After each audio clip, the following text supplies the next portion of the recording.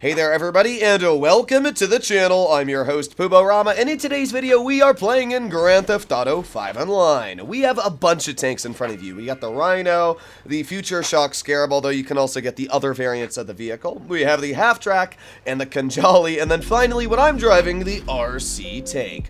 I'm going to be reviewing all these vehicles, talking about which one I think is the best, which one's the worst. Now, I should point out that there's really two different types of tanks here. We've got the two in the middle, which are more you can drive them and have a little bit of fun. And then we've got the Conjali and the Rhino Tank, which are more, I'm gonna destroy everything in front of me. So there's a bit of a difference between these tanks, but either way, we're gonna be comparing all these vehicles in today's video, talking about their strengths, their weaknesses, and letting you know everything you need to about them. Let's start off with the RC Tank. This vehicle can be purchased on Warstock for a price tag of $2.3 million. It's honestly an incredibly strong vehicle. That's down to the fact that you cannot see it on the map. So when I'm driving this right now, if there were any friends in this session, they would not be able to see me, meaning that you can kind of just sneak up to people and blow them up. Now, a couple cool things about the tank. First of all, it does have a jump. This is one of the only tanks, apart from the Future Shock, that has the jump, which is pretty cool. It means that you can, get over barricades and stuff like that. It takes away from the factor of this vehicle being really small. This tank can also survive a lot of damage. I'm pretty sure it's up to 3 or 4 RPGs, which is actually pretty dang capable, and judging that again, you can't really see this on the minimap. You don't even need to worry about the explosions. Now let's talk about the downsides of this vehicle. First of all, it's slow, only having a top speed of 26 miles per hour. That's almost half the speed of any other tank in the game.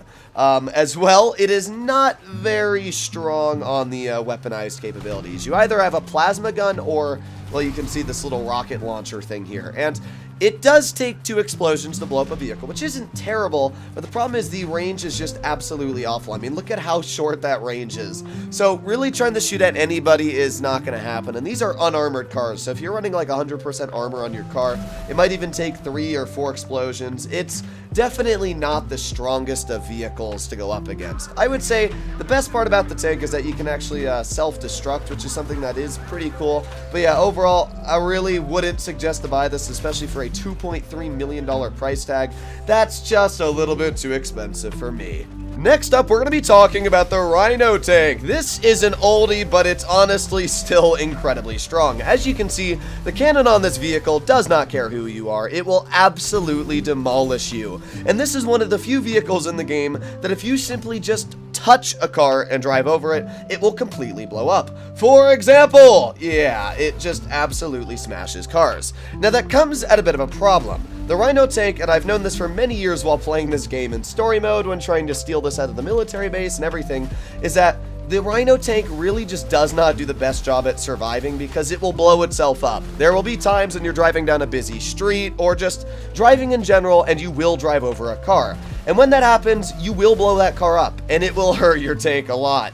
So you got to be really careful with the Rhino Tank not to blow up your cars. Another big downside of this vehicle is that it only seats 1 person. That kind of sucks. It's got an MG on the roof. You'd really think that maybe somebody else could use the MG, but no, unfortunately the Rhino Tank is a single seater.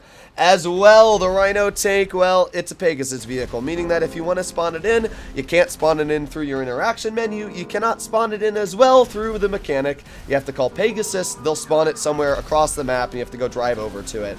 So that is a bit of a pain. Now the good news is that if it gets destroyed, you don't have to pay for it. It's only $200 to spawn in a Pegasus vehicle. But it is kind of unfortunate that you can't keep a Rhino Tank in your garage. So yeah, overall, I would say that the Rhino Tank is an incredibly powerful vehicle, but it really stands no chance when you compare it to the TM02 Conjali. This vehicle has basically every advantage the Rhino Tank doesn't. First of all, they both carry basically the same cannon, except the Conjali's cannon can actually shoot further. It's got a railgun, and if you hold the charge long enough, you can shoot at some people very, very far away. It's something that's a really cool mechanic as you charge your shot, and then you can shoot much, much further away. The Conjali, when driving over vehicles, as you will notice, will not blow them up. It's a huge advantage. Even when you drive completely over them, you'll see it just doesn't blow up the vehicle. And that is probably the best thing about the Conjali, is that you can't blow your own vehicle up just by driving into cars. As well, the Conjali can survive the same amount of explosions as the Rhino Tank at 6 homing rockets, or I think it's 8. They both survive the same amount. It's nothing crazy. It's actually kind of weird that a vehicle like the Night Shark and the Insurgent can survive almost 3 times the explosions a vehicle like the Conjali and tanks can. But I guess Rockstar made that a balancing factor because obviously a vehicle with such a powerful cannon has to be stopped some way if you're playing in an online session. Now, the Conjali has a lot of advantages over the Rhino. First of all, you can spawn it right next to you. So I can go right into my interaction menu vehicles. I can spawn in my Conjali whenever I want. As well, the Conjali can drop proximity mines, which is something that none of the other vehicles can. And these proxy mines, yeah, they're pretty dang deadly. So not only if you have somebody chasing you, can you shoot at them with the cannon, but as well you can just drop proxy mines behind you. This vehicle can not only see 4 people, but all 4 of the people in it can control a different weapons. You've got 2 explosive, I think those are grenade launchers. You also got a remote MG that you can control on it. It's pretty sweet. So overall, the Rhino it's a good vehicle, but yeah, overall, there's really no reason to own a Rhino in 2022 when it comes to Grand Theft Auto 5 Online. If you like explosions, you like tanks, and you wanted to get one, I would highly suggest to buy the Conjali. It's super fun, it's got everything going for it, and you can have a lot of fun with friends as well. I love the Conjali, and it's definitely worth the price tag, especially if you got the money to blow.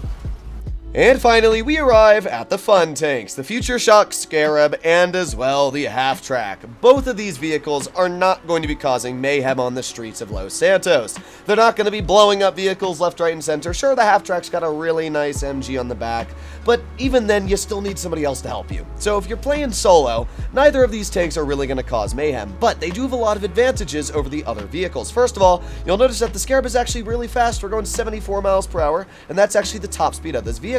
It's not actually that slow. Like, yes, it's not very fast, but 74 miles per hour for a tank is at least something, and it's quite a bit faster than the 58 that the Halftrack goes. Not only does this vehicle have a decent top speed, which is actually about the same as, you know, traffic on the highway, but it has a jump, which is really, really epic. It's got a really sick plow, a couple different plows, by the way, that you can put on it, and these plows actually do a pretty solid job. Maybe not when ramming a giant truck, but if you were to ram, you know, like an SUV or something, yeah, that plow will absolutely launch vehicles in the sky, and you have really no problem about anything being in front of you.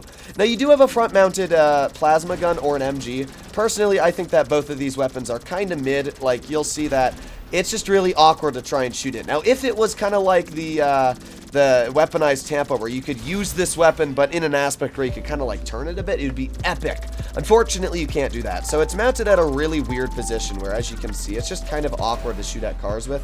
But it does do actually pretty decent damage as long as you're able to connect the hits. You also have the opportunity to drop mines. Now, I think I got sticky mines. Oh my god, that car just went flying. But I have sticky mines personally on this vehicle. They don't do much, but you'll notice they do slow down the car a lot. Sticky mines are actually quite fun to mess around with. I would suggest if you're going to put any mines on a vehicle, it would be EMP mines because they just do the most damage by far. But yeah, in general, the mines on these vehicles are cool for how many options there are. Overall, I think that the Future Shock is a really, really fun vehicle. It's nothing that you're ever going to need to buy. It comes in at a price tag of $2.3 million. And, I mean, it can survive a decent chunk of explosions. I think it goes up to 4 homing rockets, which is not bad at all. And with all the options of, you know, how you can put weapons on the front, and the fact that it's got pretty decent bulletproof protection does make it really fun.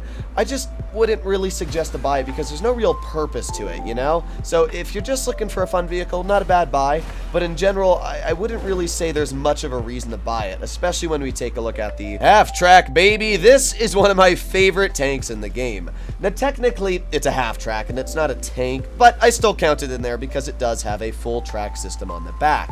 This vehicle is just so fun for a couple reasons. First of all, unlike the Scarab, it actually has really, really good homing missile protection, up to 26 homing missiles. That means that the Halftrack is the beefiest out of all the vehicles we've talked about. As well, the Halftrack is faster than the other tanks, going at a top speed of 58 miles per hour. The better part about the Halftrack is that it still gets proximity mines, so even if you're a solo player driving this vehicle, you can just spam these proxy mines everywhere, and yeah, they do a lot of damage, as you can see. We just absolutely smoked everybody around us. The Halftrack also has completely bulletproof frontal windows, so these 2 front windows, if anybody's trying to shoot at you on the ground, they can't do anything to you. Now, the side windows are penetrable, but the front windows are completely bulletproof, which is pretty sweet. As well, the Halftrack is really good at ramming vehicles off the road. It's got like that weird little bumper roller thing on the front. It's normally meant for getting like over trenches and stuff in real life, but occasionally, the Halftrack will just send a vehicle launching into the air when you're using this little bumper, which is actually really fun to use. Overall, it's pretty hard to stop the Halftrack, as you can see. It might not be the fastest, but it's also a pretty dang steady vehicle. There you go, pretty decent bump there. Now, the final thing to talk about when it comes to the Halftrack is the MG, because there's not really much that makes this vehicle special. Although I will say, off-roading, this tank is amazing. Like, it'll just climb up any hill. It is so good at off-roading. It's honestly great. I would say that it's definitely better at off-roading than the Kanjali and all the other vehicles, even the Scarab. It sticks to the ground like a freaking beast. This is probably the best MG you'll ever use in the game. It just absolutely demolishes vehicles, as you can see. And it goes pretty dang far as well. Nothing's gonna get away from you. And yeah, this MG is just absolutely insane. It's supposed to be an anti-air weapon, which makes sense. I mean, if I was a plane in the air, I can imagine why this vehicle would be very... Look at that, just instantly blown up. So yeah, do not mess with the Halftrack MG. I should also point out that while you look like you're exposed, you will not actually be blown up if a missile is shot at you as long as somebody's driving the vehicle. Now, if you are on this MG and there's nobody driving the vehicle, you will be shot. Now, the final part about the Halftrack that is actually really sick that a lot of people do not know is that the snorkel actually works. This is one of the only vehicles in the game where the snorkel does work, because it's based off of the, I don't remember what the vehicle's called. It's like the Dune Loader, I think, and that vehicle's snorkel works as well. So as you can see, I'm going to drive this vehicle in the water like this. Normally, this would drown any vehicle, but you'll notice that we are completely fine as long as that snorkel's above the water. There you go. So yeah, the Halftrack overall is an incredibly cool vehicle. I love it. I've always loved it, and I actually think that out of all the vehicles we've talked about, this is the best. So I'm not going to be saying what you should and shouldn't buy, because there's not that many tanks in the game, and it's all really down to your personal preferences. But hopefully, this video serves a good guide to what you think of the tanks in the game. Hopefully you enjoyed today's video. I'll be seeing you in the next one. Bye-bye.